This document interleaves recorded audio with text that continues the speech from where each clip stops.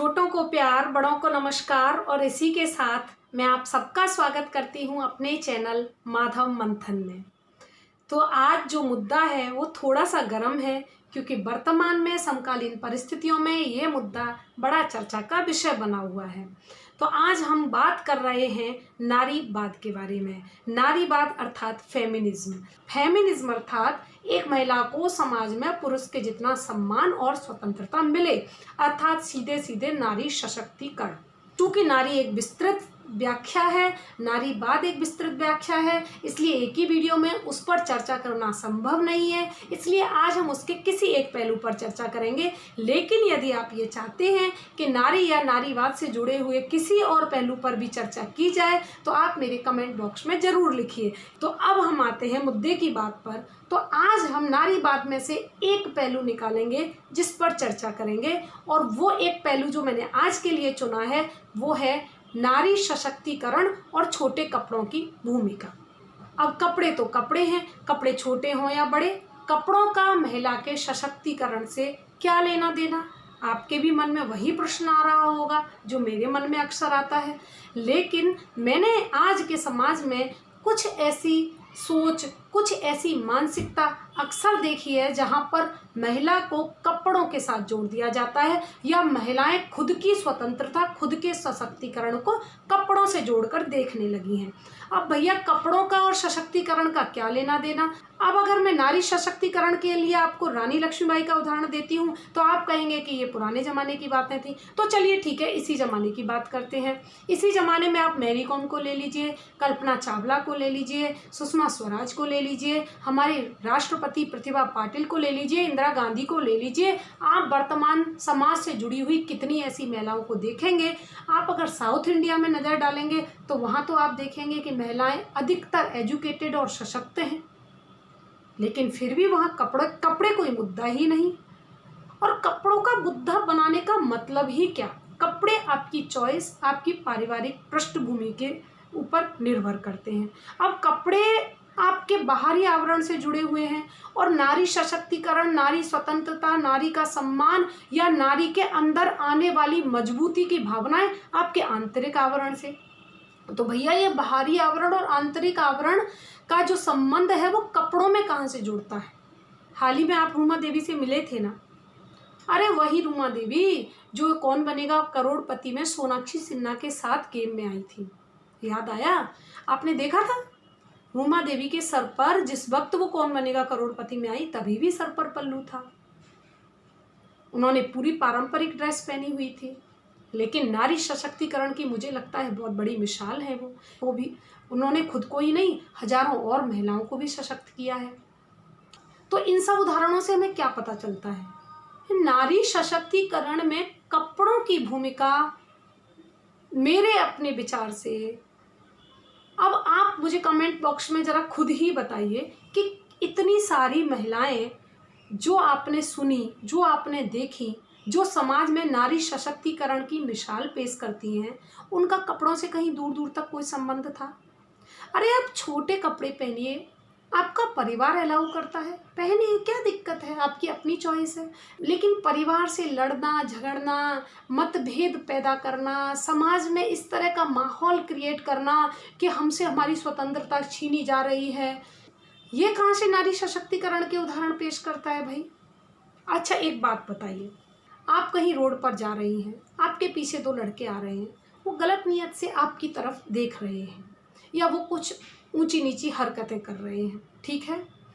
अब आप नारी सशक्तिकरण, फेमिनिज्म की एक दमदार सपोर्टर हैं, तो क्या आप उन लड़कों को अपने भाषण से भगा पाएंगी? क्या आपके वो थॉट्स उस वक्त काम आएंगे? उस वक्त काम आएगी आपकी शारीरिक और मानसिक मजबूती। उस वक्त काम आएगा आपका मानसिक बल जो आपको परिस्थितियों से बाहर निकलना सिखाता है। उस वक्त काम आएगा आपका शारीरिक बल जो आपने अर्जित किया है अपने शरीर को तपाकर, मेहनत करके, अपने आप को स्ट्रॉन्ग बनाकर। अब इसमें कपड़े कहाँ से बीच में आते हैं। मान लीजिए कि आप उनमें दो मुक्के मारती हैं और लड़के भाग जाते हैं, तो वहाँ पर सशक्तिकरण कौन सा काम आया? आपका शारीरिक बल। अब कहीं आप ऐसी परिस्थिति में फंसती हैं जहां आपको मानसिक बल की आवश्यकता पड़ती है, जहां आपको मानसिक रूप से सशक्त होने की आवश्यकता पड़ती है, फिर वो आपका घरेलू मामला हो या आपका कार्य क्षेत्र हो, तब आप वहां पर अपने सशक्तिकरण का जो परिचय देती हैं वो देती हैं आप अपने मानसिक बल से। तो वहां पर आपने क्या दिखाया? अपना मानसिक बल दिखाया। तो एक तरफ आपने अपने शारीरिक बल से अपने सशक्तिकरण का परिचय दिया और एक तरफ आपने अपने मानसिक बल से। अब भैया इसमें कपड़े कहाँ बीच में आते हैं, ये मेरी समझ में नहीं आता। आज की डेट में फीमेल फेमिनिज्म एक ऐसा शब्द बन गया जहाँ जितने कम कपड़े होंगे वहाँ पर आप उतनी ही मजबूत हैं, वहाँ पर आप उतनी ही स्वतंत्र हैं। अरे लक्ष्मीबाई का उदाहरण देखिए जरा,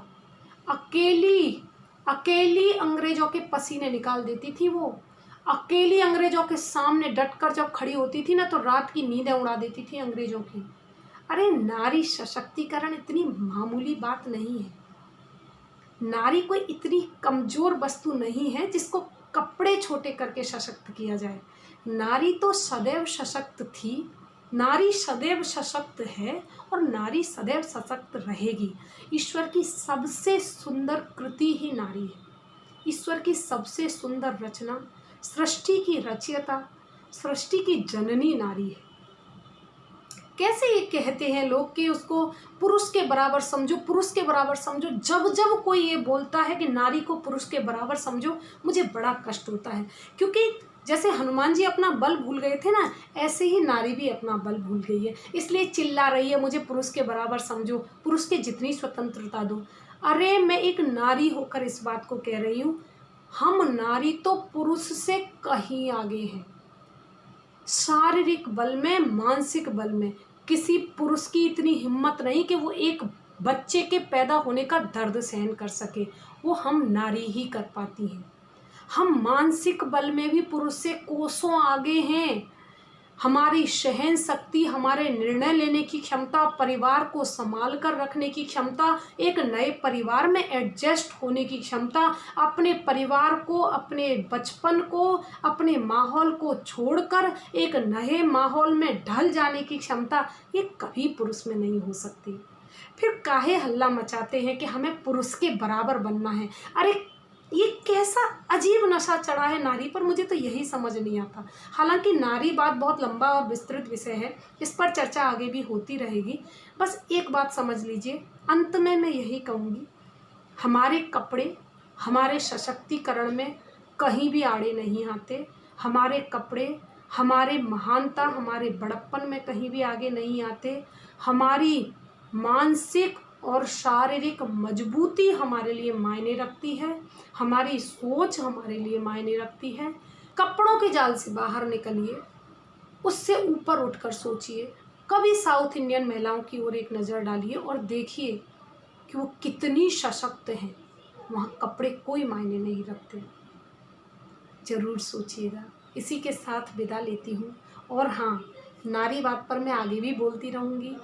अगर ऐसा कोई विषय है जहां आप मेरे साथ इस बात को साझा करना चाहते हैं तो ज़रूर मुझे कमेंट बॉक्स में लिखिएगा, मैं इंतज़ार करूँगी। नमस्कार।